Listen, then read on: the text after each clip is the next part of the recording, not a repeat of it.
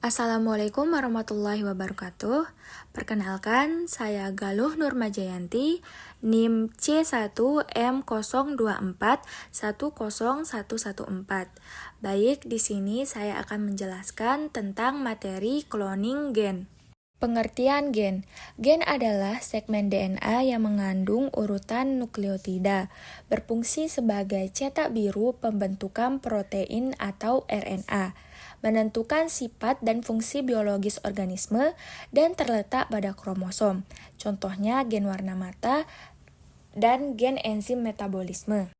Struktur gen. Yang pertama ada promotor atau daerah awal transkripsi, 2 ekson atau bagian yang terekspresi, 3 intron atau bagian yang tidak terekspresi, dan yang terakhir ada terminator atau penghenti transkripsi. Pengertian cloning. Cloning adalah proses membuat salinan identik, bisa berupa cloning sel, organisme, atau molekul.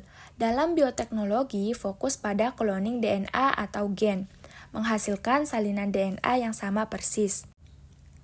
Apa itu cloning gen? Jadi, cloning gen adalah proses menggandakan satu gen tertentu dengan memasukkannya ke dalam plasmid, lalu menempatkan plasmid tersebut ke sel inang seperti bakteri. Sel inang kemudian memperbanyak gen tersebut sehingga dapat digunakan untuk menghasilkan protein atau keperluan penelitian. Tujuan cloning gen. Yang pertama, menghasilkan protein rekombinan atau misal insulin. 2. Memperbanyak DNA untuk penelitian. 3. Mengetahui fungsi suatu gen. Dan yang keempat, membuat organisme rekayasa genetika terapi gen. Tahap cloning gen. Pertama, isolasi DNA.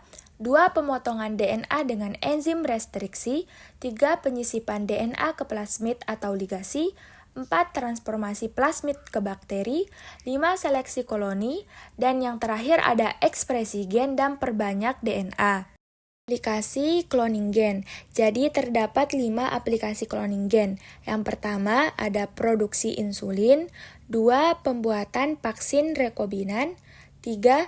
Tanaman transgenik. 4. Deteksi penyakit genetik. Dan yang terakhir ada produksi enzim industri. Keuntungan cloning gen.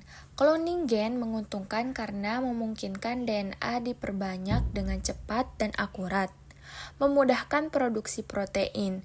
Keuntungan cloning gen adalah memungkinkan diperolehnya salinan gen yang sama dalam jumlah besar sehingga peneliti dapat memahami fungsi gen dengan lebih jelas.